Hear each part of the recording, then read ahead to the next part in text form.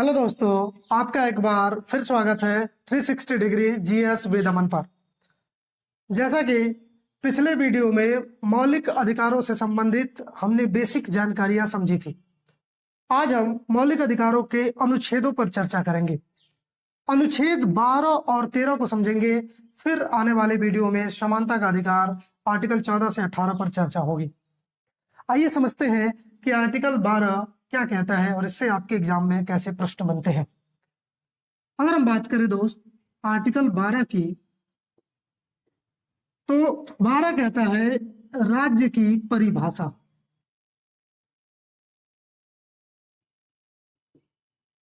Article 12 में राज्य की परिभाषा दी गई है। क्या है राज्य की परिभाषा? तो राज्य की परिभाषा के अंतर्गत भारत सरकार एवं संसद। राज्य की परिभाषा के अंतर्गत कौन कौन आते हैं? भारत सरकार एवं संसद। इसके बाद राज्य सरकार एवं विधानमंडल तथा भारत राज्य क्षेत्र के अंतर्गत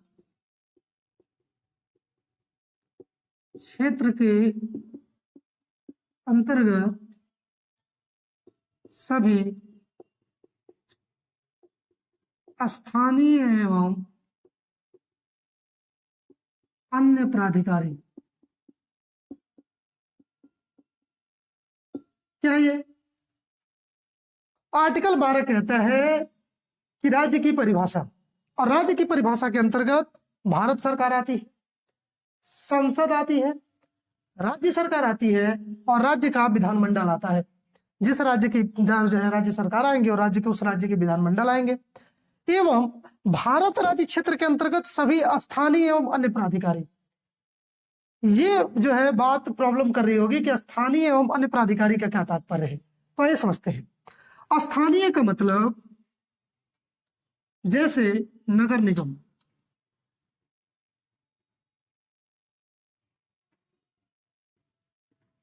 जिला बोर्ड, या जो है पंचायत, ये सब किसके अंतर्गत आएंगे? ये सब जो है स्थानीय निकाय के अंतर्गत आएंगे।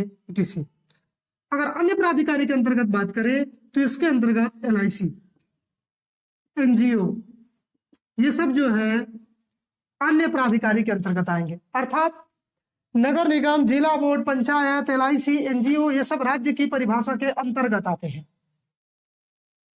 तो क्या नहीं आता है राज्य की परिभाषा के अंतर्गत? तो ध्यान देने वालों में बात है BCCI। ये ध्यान रखिएगा, भले BCCI सरकार के निकाय को संरक्षण में जो है दिख रही होगी कि ये राज्य की परिभाषा के अंतर्गत आए, क्योंकि सरकारी निकाय का इसमें शेयर शामिल है, लेकिन BCCI जो है राज्य की परिभाषा के अंतर्गत नहीं आती है। ICICI बैंक जो है वो भी राज्य की परिभाषा के अंतर्गत नहीं आता है। तो इस तरह के आपके एग्जाम में प्रश्न बन चुके हैं कि राज्य की परिभाषा के अंतर्गत कौन आते हैं, कौन नहीं आते हैं, या निम्नलिखित में से किस शब्द का संबंध या कौन सा शब्द राज्य की परिभाषा के अंतर्गत शामिल है।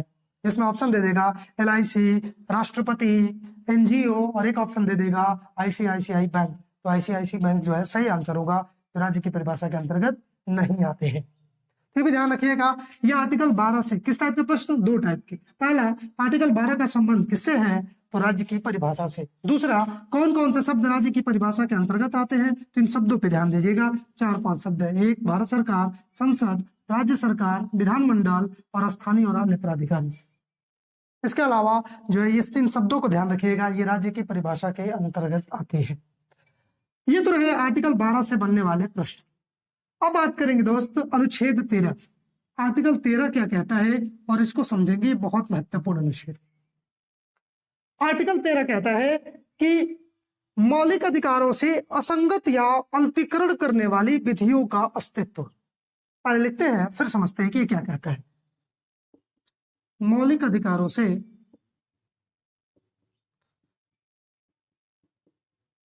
असंगत एवं अल्पीकरण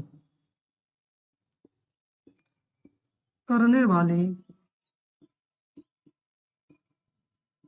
विधियों का या विधियां, इतने से भी काम चल जाएगा।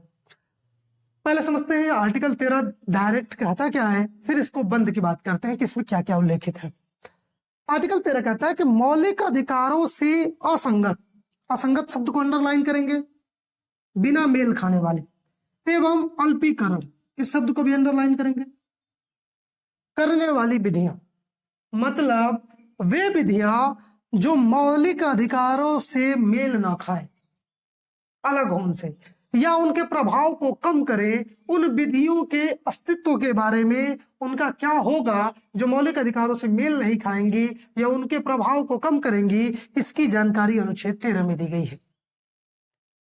डायरेक्ट ये तो अनुच्छेद कहता है, लेकिन इतने भर से काम नहीं चलेगा, इसके आगे हमें और समझना पड़ेगा क्योंकि इसके अन्य उपबंध भी हैं। तो आइए समझते हैं आर्टिकल 13 के जो है भाग। अगर हम बात करें दोस्त, तो आर्टिकल 13 का एक कहता है संविधान के पूर्व की विधि,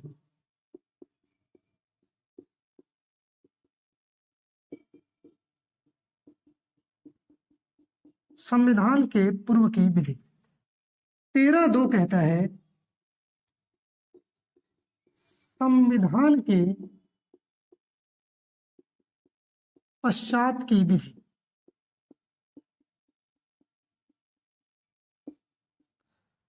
13(3) कहता है विधि की परिभाषा,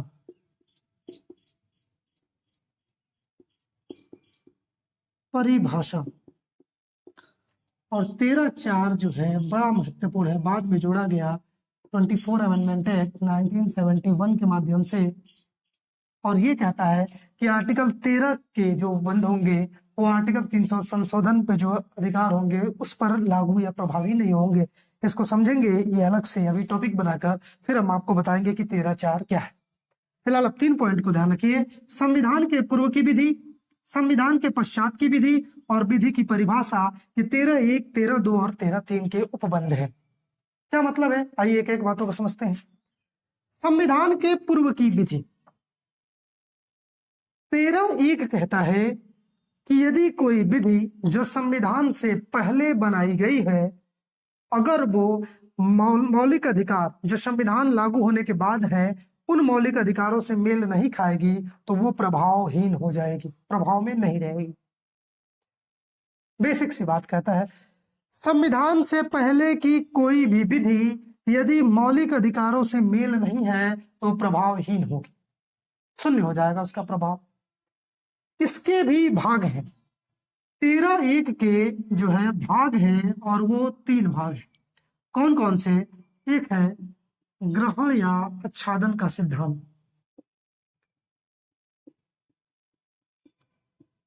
ग्रहण या आच्छादन का सिद्धांत। 13 का जो है 2 कहता है पृथक्करीयता का सिद्धांत, पृथक्करीयता का सिद्धांत। और 13 का 3 कहता है अधित्याग का सिद्धांत। क्या है, इनको समझते हैं। पहले तो डायरेक्ट 13 अनुच्छेद कह रहा है कि यदि कोई विधि मौलिक अधिकारों से मेल नहीं खा रही है या उसके प्रभाव को कम करती है तो उसके बारे में जो बंद दिए गए हैं वो लागू होंगे। 13(1) कहता है कि संविधान से पहले की यदि कोई विधि है जो मौलिक अधिकारों से मेल नहीं खाती है तो प्रभावहीन होगी। इसमें भी 3 दे दिए गए।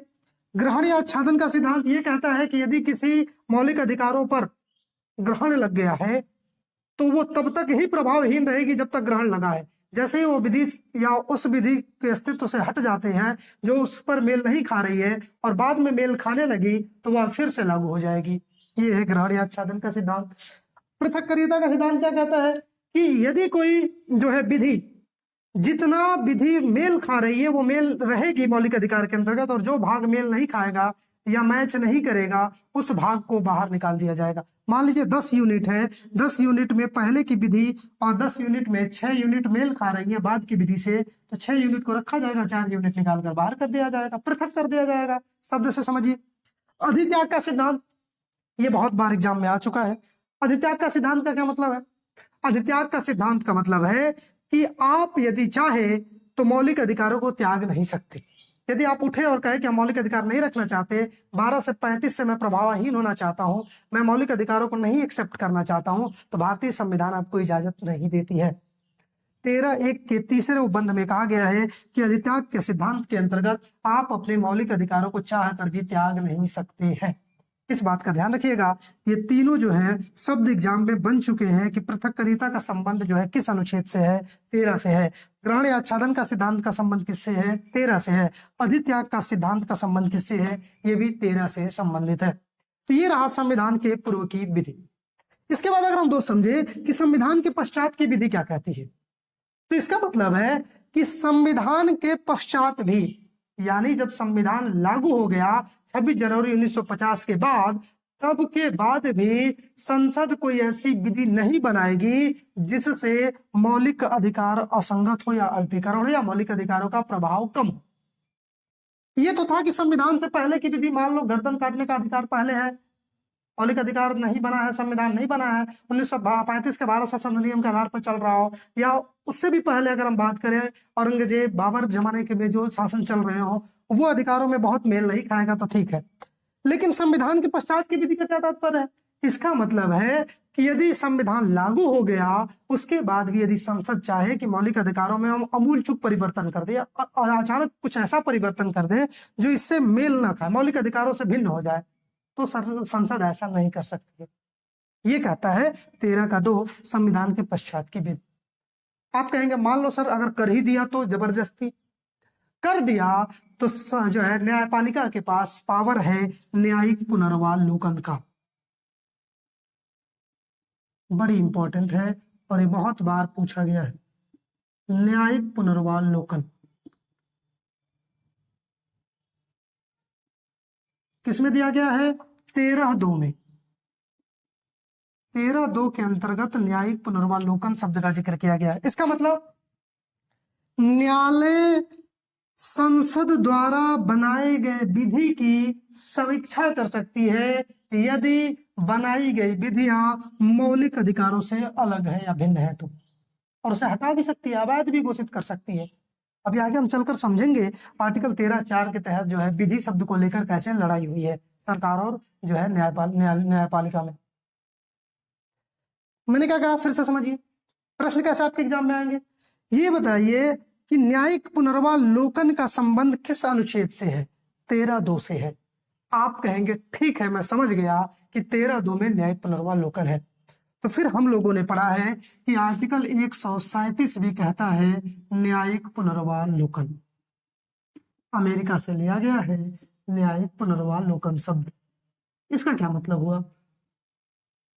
दोनों में अंतर क्या है? फिर 13(2) भी कहता है न्यायिक पुनर्वालोकन, 137 भी कहता है न्यायिक पुनर्वालोकन। इसका क्या मतलब हुआ भाई? शब्द को समझते हैं। 13(2) मेरे भाई संसद द्वारा लिए गए या किए गए संशोधन पर न्यायिक पुनर्वालोकन है। तो यहां एक शब्द आएगा संसद। 13(2) कहता है कि संसद द्वारा यदि कोई जो है संशोधन किए गए हैं जिसमें जो है संसद ऐसे नियम बना दी जिससे मौलिक अधिकारों से मेल नहीं खा रहे हैं, तो वे जो है न्यायालय उसकी जांच कर सकता है, न्यायालय उसकी समीक्षा कर सकता है। यह अधिकार 13(2) में है। जबकि आर्टिकल 137 में न्यायालय खुद के दिए गए डिसीजन को परिवर्तित कर सकता है, बदल सकता है। उसको न्यायिक पुनर्वालोकन कहते हैं। जैसे पहले कहा गया कि प्रस्तावना संविधान का अंग नहीं है, बाद में कहा दिया न्यायालय खुद अपने डिसीजन को पलट दिया और कहा कि न्यायालय जो है प्रस्तावना संविधान का अभिन्न अंग है। ये न्यायिक पुनर्वालोकन आर्टिकल 137 है। जबकि न्यायिक पुनर्वालोकन संसद द्वारा बनाए गए विधि की समीक्षा करना, ये 13(2) है। उम्मीद करता हूं आपको दोनों का अंतर स्पष्टता समझ में आ गया होगा। ये थे आर्टिकल 13(2) से बनने वाले प्रश्न। अब देखते हैं मेरे भाई विधि की परिभाषा, इसका क्या मतलब है? तो विधि की परिभाषा मतलब विधि क्या है भाई, कितने प्रकार के अधिसूचना, नियम, विनियम, ये सब के बारे में उल्लेख किए गए हैं आर्टिकल 13(3) में। लेकिन दो महत्वपूर्ण बातें हैं, इसको आप समझिएगा। विधि कौन सी? दो प्रकार की, अस्थायी विधि और एक है अस्थायी विधि। अस्थायी विधि क्या होती है? संसद द्वारा बनाई गई कोई भी विधि, यदि संसद द्वारा जो है विधेयक के माध्यम से लाकर कोई विधि बनाई जा रही है, कोई अधिनियम बनाया जा रहा है, तो वह अस्थायी विधि कहलाएगी। परंतु यदि राष्ट्रपति या राज्यपाल द्वारा कोई विधेयक लाया जा रहा है, कोई विधि बनाई जा रही है, तो उसको जो है अस्थायी विधि कहते हैं। ये भी ध्यान रखिएगा। राष्ट्रपति या राज्यपाल द्वारा अध्यादेश के माध्यम से यदि कोई विधि बनाई जा रही है, तो वह विधि कैसी कहलाएगी? अस्थायी विधि कहलाएगी। अस्थायी विधि क्या कहलाएगी? संसद द्वारा बनाए गए अधिनियम जो है अस्थायी विधि के अंतर्गत आते हैं। तो ये सिंपल सी एक बात याद रखिएगा, विधि की परिभाषा किसमें निहित है? 13(3) में निहित है, जिसके अंतर्गत दो विधियां, स्थायी विधि और अस्थायी विधि जो है, उम्मीद करता हूं आपको समझ में आ गई होगी। 13(4) इस पर जो है बहुत बड़ा घमासान हुआ सरकार और जो है न्यायालय के बीच। किस शब्द को लेकर? विधि शब्द को लेकर। मामला क्या है और इसको कैसे समझेंगे, आइए हम समझाते हैं आपको। पहले हेडिंग डालते हैं विधि शब्द।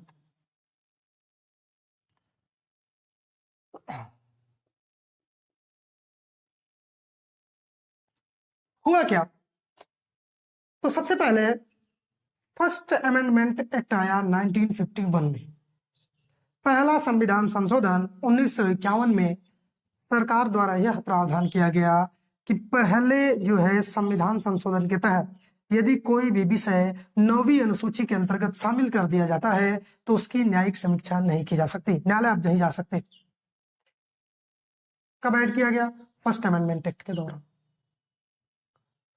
तो अब ये प्रश्न बन गया कि क्या मौलिक अधिकारों को सरकार यदि 9वीं अनुसूची में शामिल कर लेती है, तब तो उसके लिए कोई भी व्यक्ति न्यायालय नहीं जा पाएगा। इसका मतलब तब तो मौलिक अधिकारों से संबंधित, और जबकि मौलिक अधिकारों के तहत हम जानते हैं आर्टिकल 32 के माध्यम से डायरेक्ट हम सुप्रीम कोर्ट जा सकते हैं, और आर्टिकल 226 के माध्यम से सीधे हाई कोर्ट जा सकते हैं। डायरेक्ट हाई कोर्ट और सुप्रीम कोर्ट जाया जा सकता है, क्योंकि वह हमारे मौलिक अधिकार है। यदि सरकार चाहे कि उसको हम 9वीं अनुसूची के अंतर्गत शामिल कर लें, तब तो प्रॉब्लम आ जाएगी। तो इसका मतलब सरकार का पावर ही नहीं है कि वो मौलिक अधिकारों में संशोधन करे। तो पहला मामला आया शंकरी प्रसाद बनाम भारत संघवाद को लेकर। विधि शब्द लेकर लड़ाई हुई। कौन सी विधि? कि विधि का क्या मतलब है, साधारण विधि या संविधान संशोधन विधि।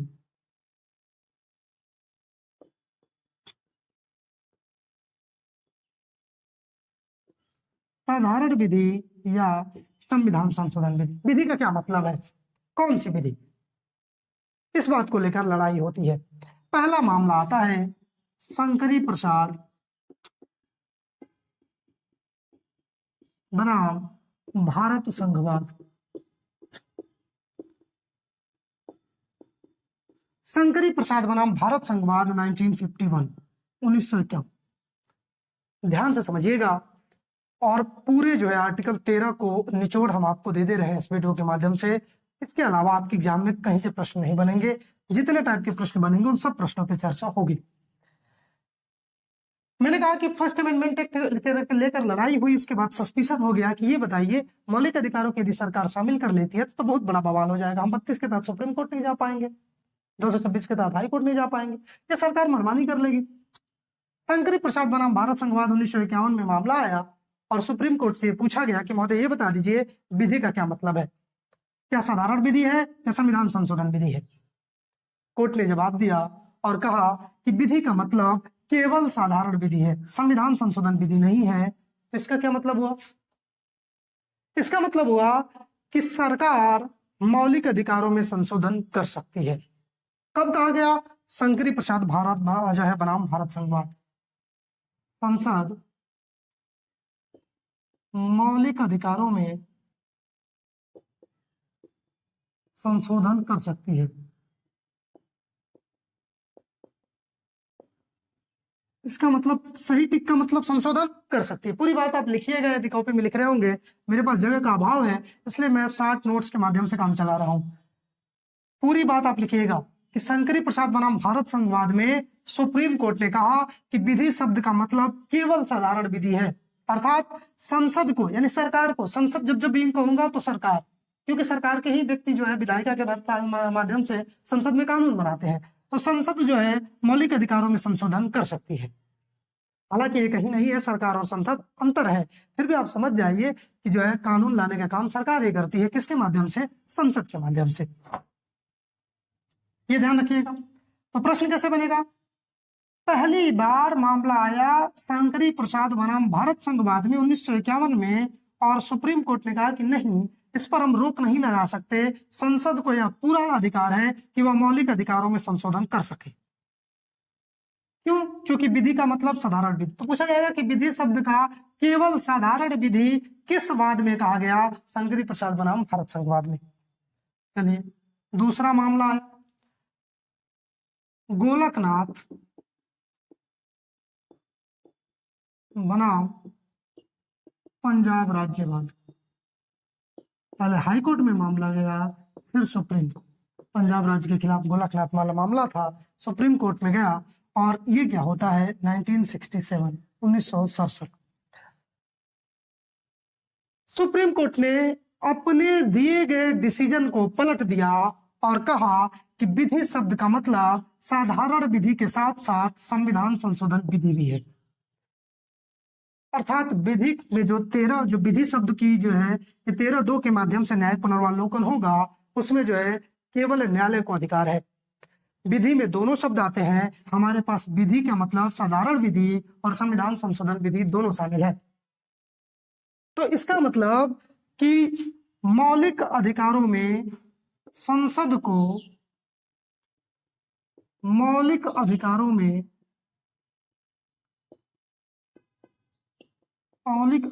में संशोधन से रोक दिया गया।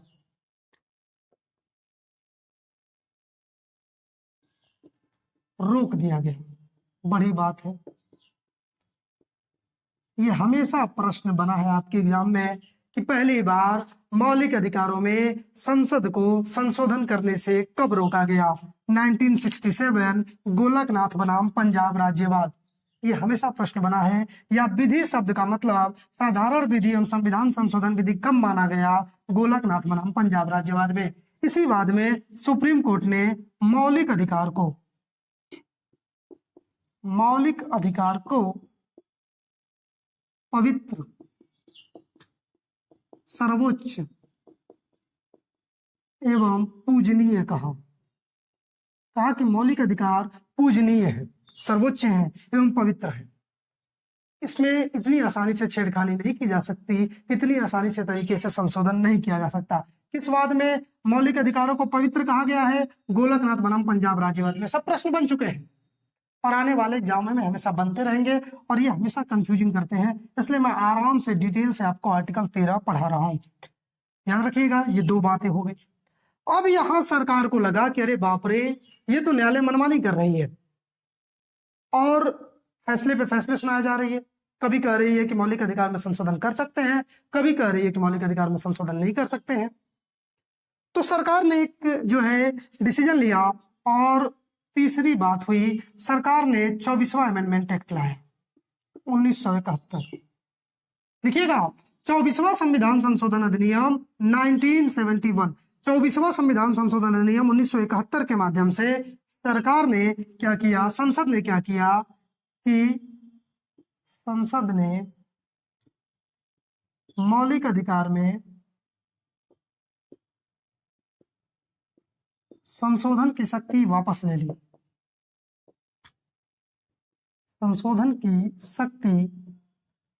ले ली। ये ध्यान रखिएगा।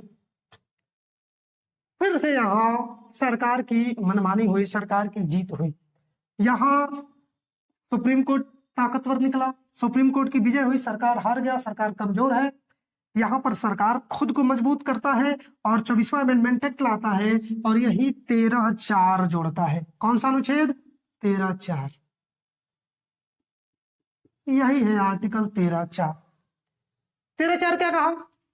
कि हम मौलिक अधिकारों में संशोधन कर सकते हैं। इस पर जो है 368 भारी होगा, सुप्रीम कोर्ट जो है इस पर प्रतिबंध नहीं लगा सकता। सुप्रीम कोर्ट जो है हमें संशोधन की शक्ति मौलिक अधिकारों में वापस लेते हैं। सुप्रीम संसद के माध्यम से विधेयक लाकर पास कर लिया। किस अमेंडमेंट एक्ट है? 24वां संविधान संशोधन 1971 के माध्यम से। यहाँ पर सरकार जो है कमजोर हुई थी, फिर सरकार मजबूत हो गई। सरकार जैसे ही मजबूत हुई, न्यायालय अपने आप को कमजोर समझने लगा। न्यायालय ने कहा अच्छा ऐसी बात है, तुमने फिर से शक्ति वापस ले ली। फिर न्यायालय अब अगली कार्रवाई करेगा। लड़ाइयां होती हैं इनमें सरकार और न्यायालय के बीच में, न्यायालय ने अगली कार्रवाई की और एक फैसला आया केशवानंद केस का। केशवानंद भारती बनाम केरल राज्यवाद। केशवानंद भारती बनाम केरल राज्यवाद 1973 में मामला आया और इसमें क्या किया गया, इसमें कहा गया कि मौलिक, सुप्रीम कोर्ट ने कहा कि ठीक है, आप मौलिक अधिकारों में संशोधन करिए, कोई दिक्कत नहीं है, लेकिन संशोधन आप असीमित नहीं करेंगे।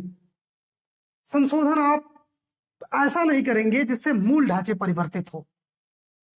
यानी संशोधन का अधिकार तो दिया, परंतु मूल ढांचा सिद्धांत भी दिया।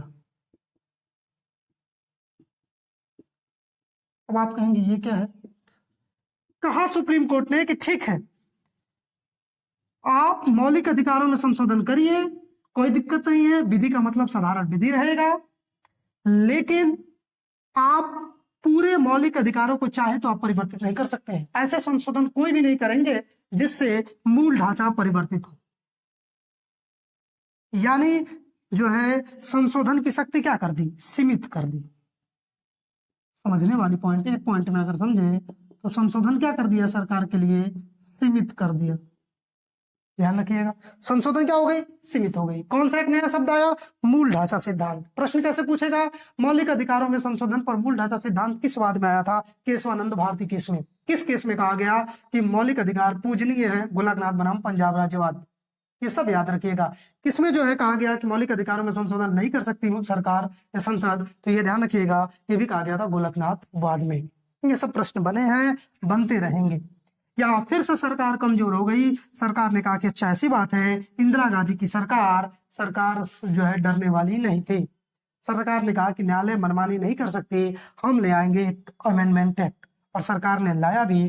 पांचवी घटना घटी, सरकार ने लाया 42वां अमेंडमेंट एक्ट 1976। इसमें क्या किया सरकार ने, इसमें 368 में 4 और 5 जोड़ दिया। 368 4 और 5 ऐड कर दिया और कहा कि संशोधन की शक्ति असीमित है। इसमें क्या कहा कि संसद को संशोधन की शक्ति असीमित है, चाहे संविधान के किसी भी कोने में करे, कोई रोकने टोकने वाला नहीं है। किस केस में, किसमें कहा गया, 42वें अमेंडमेंट एक्ट में।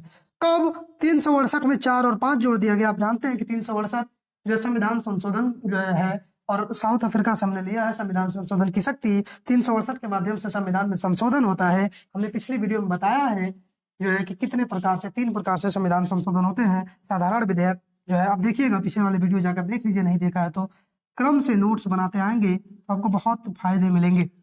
संसद को संशोधन की शक्ति जो है असीमित कर दिया गया। कब, 42वां अमेंडमेंट एक्ट 1976। फिर से सरकार मजबूत हो गई और सरकार ने कहा कि संविधान के हर एक पन्ने में हम संशोधन कर सकते हैं, कोई रोकने वाला नहीं है। इंदिरा गांधी की सरकार के द्वारा घोषणा की गई थी और यह जो है तहलका मचा गया। न्यायालय की कमजोर जो है, न्यायालय की अवमानना होने लगी, न्यायालय की जो है बातों की अवहेलना होने लगी और न्यायालय ने खुद को कमजोर समझा और न्यायालय ने अगला डिसीजन लिया। और अगला डिसीजन हम जो है यहाँ चर्चा करेंगे मेरे भाई। नीचे जगह का थोड़ा सा अभाव है, ध्यान रखिए। अगला केस आया 6वें नंबर का, मिनर्वा मिल्स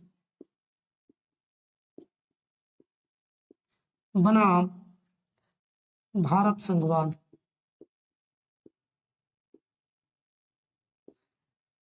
1980। कब आया, 1980 में। 1980 में मिनर्वा मिल्स, आप क्रम से लिखिएगा, मिनर्वा मिल्स बनाम भारत संघवाद।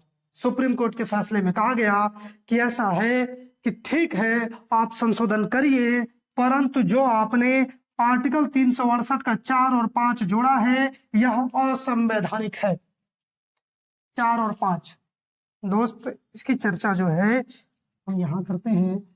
368 का 4 एवं 5 को सुप्रीम कोर्ट ने काट दिया और क्या कहा, कहा कि यह एक असंवैधानिक है। असंवैधानिक।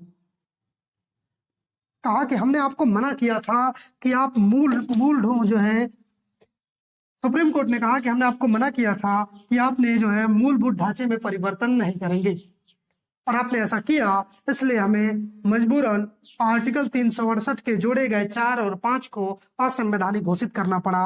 और इसमें कहा गया कि ठीक है, आप संशोधन करिए, परंतु फिर से मैं वही बात कहूंगा, असीमित संशोधन नहीं करेंगे। और इसमें एक और डिसीजन लिया गया, जो है संविधान की सर्वोच्चता, न्यायिक समीक्षा, ये शब्द जो है मूल ढांचे के अंतर्गत शामिल कर दिया गया। क्या क्या? कि मूलभूत ढांचा, एक तो मूलभूत ढांचा शब्द क्या है, ये खुद है मूलभूत ढांचा की परिवर्तन करना, ये मूलभूत ढांचा है। उसके बाद न्यायालय समीक्षा कर सकती है, न्यायालय के पास हमेशा पावर है कि आप जो भी परिवर्तन करेंगे उसकी समीक्षा कर सकती है। यदि वो खराब है तो उसे असंवैधानिक घोषित करेगी, ये न्यायालय का काम है और ये मूलभूत है, इसमें भी आप छेड़खानी नहीं करेंगे। और आप जो है असीमित संशोधन नहीं कर सकते हैं, ये बात ध्यान रखिएगा। असीमित शब्द को भी मूल ढांचे के अंतर्गत डाल दिया, आप ऐसे शब्द परिवर्तन नहीं कर सकते। तो मिनर्वा मिल्स में ये फैसला लिया गया, 368 के 4 और 5 को असंवैधानिक घोषित करके हटा दिया गया और कहा गया कि आप जो है ऐसे परिवर्तन नहीं करेंगे। वर्तमान स्थिति क्या है, इसको समझ लेते हैं। तो वर्तमान स्थिति है मेरे भाई,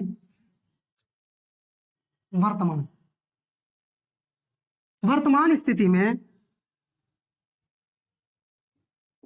मौलिक अधिकार में संशोधन